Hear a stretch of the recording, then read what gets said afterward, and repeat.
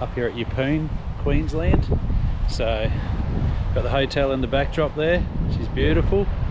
This is a Wednesday afternoon, so tomorrow we're going to head out on the jet skis, head out to Great Keppel, which you can see all the way out there. The marina's over there, so low tide at the moment, comes right up, but man, not a bad spot. Been watching old mate fly his hang glider, so it's pretty cool to see.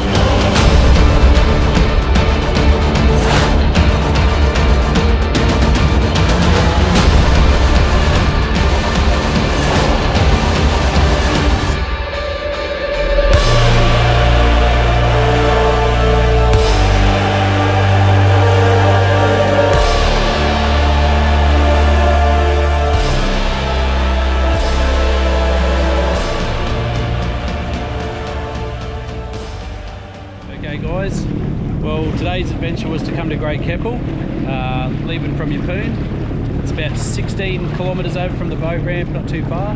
So, but this is what we got in the backdrop. It's beautiful. So there's beaches like this all the way around.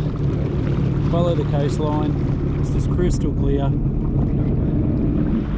Hasn't been quite as many fish as I thought we'd see, but still very nice.